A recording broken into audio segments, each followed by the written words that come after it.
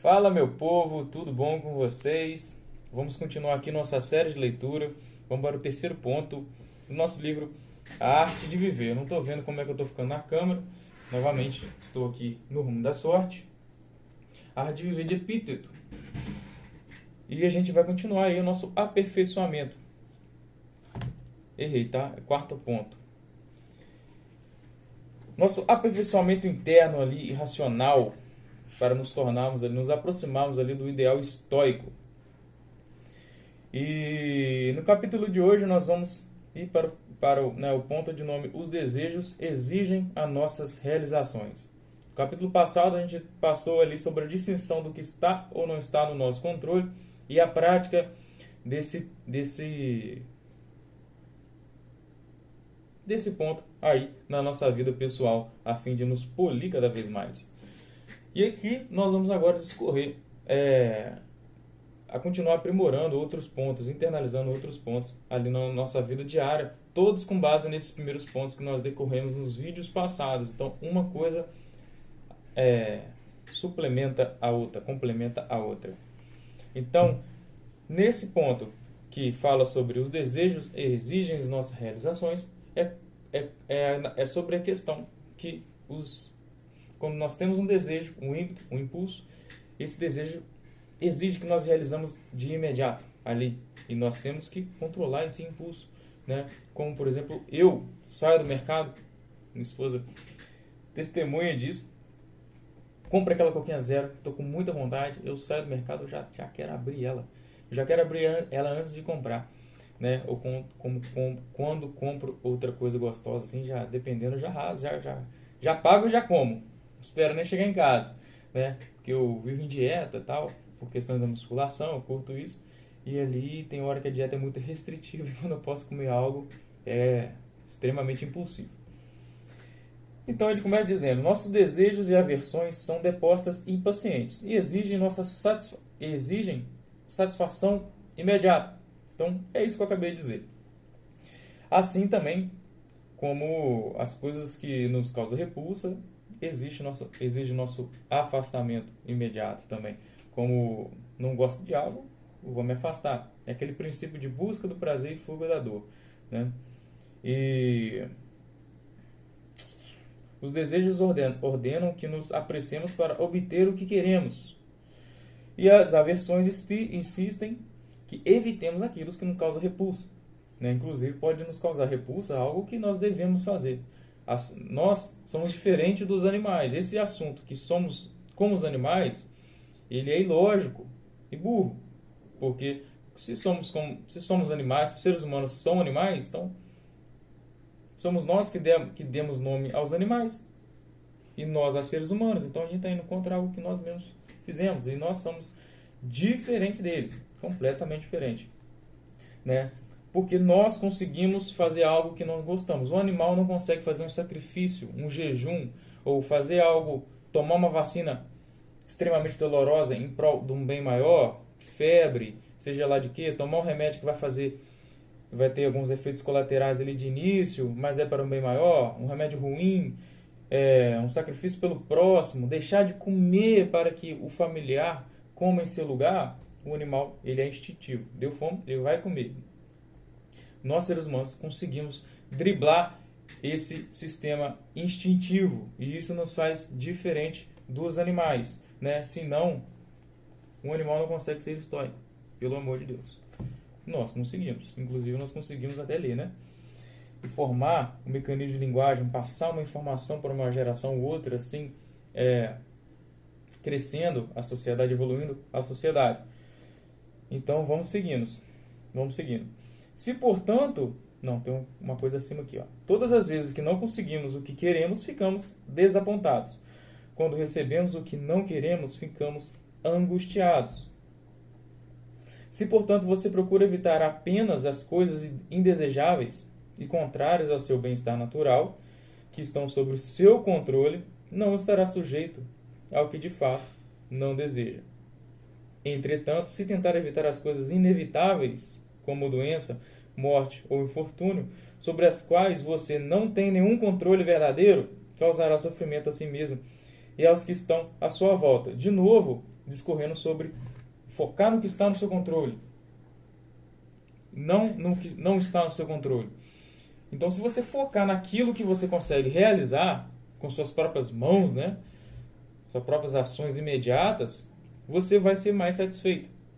E assim, não ficando desapontado daquilo que não está no seu controle. Então, por exemplo, quando me ocorre uma doença, uma gripe, algo, dependendo, eu posso até ficar chateado. Mas no fundo, eu tenho uma certa compreensão.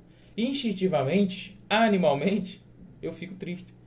Mas no fundo, né, na minha alma, na minha serenidade, na minha racionalidade, que me faz diferente do animal, eu consigo compreender a situação e assim ficar mais tranquilo, mais de bem comigo mesmo com a situação, né? Porque eu compreendo que aquilo não estava no meu controle.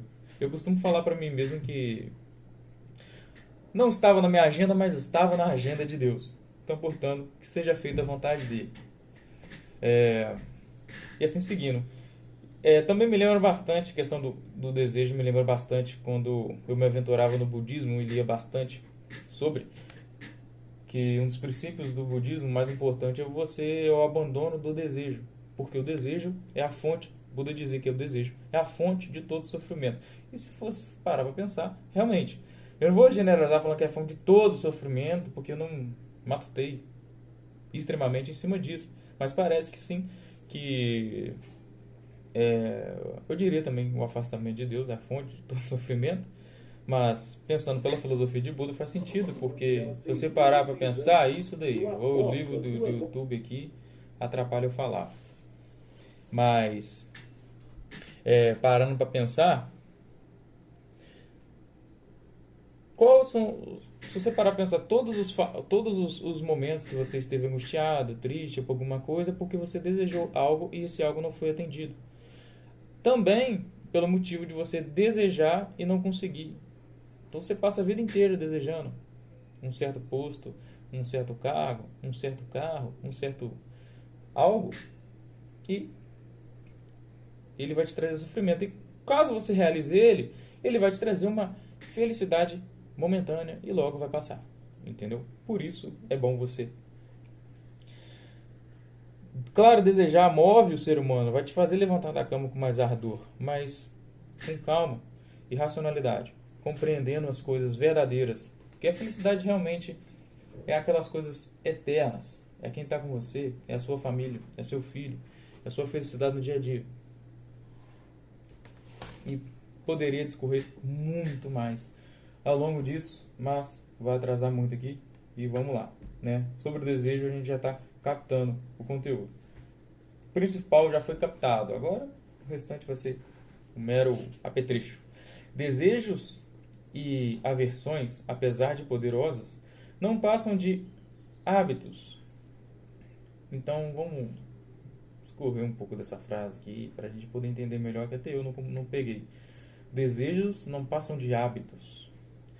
Hábitos é o que a gente faz no dia a dia, que nós estamos habituados. Pela neurociência, hábito e vício é a mesma coisa. Então é aquele comportamento já mecanizado. A diferença é que o vício ele incorre no prejuízo pessoal, né? Então, vamos ver se a gente consegue entender com a frase seguinte, né? Como assim um desejo é um hábito? Claro, a gente deseja diariamente, mas não com hora marcada ou com um certo gatilho como nós temos com o hábito. Reprima o hábito de sentir aversão por tudo aquilo que está fora de seu controle. Ah, matou a pau! Sim, ó. De novo, né? Tudo referente ao que a gente estava discorrendo. Então, é o hábito de... Vou repetir mais uma vez isso que a gente está repetindo o tempo todo. É o hábito de diante de uma situação, focar no que você pode controlar e não no que você não pode controlar. E assim fazer o mesmo com os desejos. O que eu posso desejar que está no meu controle e o que não está. Você entendeu? Então, modele o seu desejo de acordo com aquilo que está na sua área de ação para você evitar frustrações. E em vez disso, concentre-se em combater as coisas que estão ao seu alcance. E que não são boas para você. Entendi. Pera aí.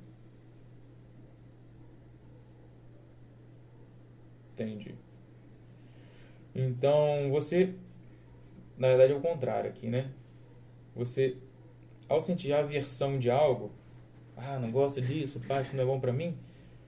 Se isso não está no seu controle, evite esse sentimento. Então, reprima o sentimento de aversão sobre aquilo que não está ao seu controle. Como, por exemplo, uma gripe. Cara, não está no seu controle. Sim, evitar, de certa forma, tá. Mas se você pegou, já era. A morte, por exemplo, os estoicos falam bastante sobre a morte, né? Aquele termo, memento mori, né? Meditar sobre a morte. A morte, Sêneca vem falar que a morte está inclusa, está no pacote da vida, tá? Se tem vida, tem morte, então está inclusa no pacote. Então, como que eu vou sentir aversão? Logicamente, não faz sentido, né? Instintivamente faz, porque a morte é o fim da vida e nosso reflexo é continuar vivo. E só que a morte é inevitável, então a gente pode adiar ela um pouco, mas não podemos sentir aversão a ela porque ela faz parte, ela não está no nosso controle total. Então, não sentir aversão à morte, mas demonstrar sabedoria em frente à morte. Eu falo que você certifica a santidade e a sabedoria do sujeito diante do seu comportamento perante a morte. E é isso mesmo. Vamos supor, se você pegar os filósofos, Sócrates, ante a sua execução, né, foi condenado a beber cicuta, um veneno, né, não sei se era uma planta venenosa, demonstrou serenidade e sabedoria. Sêneca também, a cortar os próprios pulsos, também demonstrou serenidade, sabedoria. Epíteto, o autor do nosso livro, não o autor direto do nosso livro, mas da qual esses ensinamentos saíram dele, também demonstrou sabedoria, não só diante da morte, mas diante de várias situações que foram ameaçadoras para a sua vida. Estou um pouco perto demais para a câmera, mas espero que dá para a gente conversar legal, tá? E em vez disso, concentre-se em combater as coisas que estão ao seu alcance e que não são boas para você. Então, se eu quero combater algo que seja algo que está fora do meu controle, como, por exemplo, a minha falta de educação, a minha falta de virtudes morais e éticas, a minha falta, minha deficiência na vida de oração, na vida de caridade, na vida de perdão. Então, focar essas coisas, o ser humano é capaz de mudar, porque está diretamente no controle dele, são internas a ele. E lembra que no primeiro capítulo fala, não vou achar agora aqui, mas o primeiro ponto fala que das coisas que não estão sob o nosso controle, é aquelas coisas que nós estamos, que estão, né? Quer ver? Nossa. Caraca.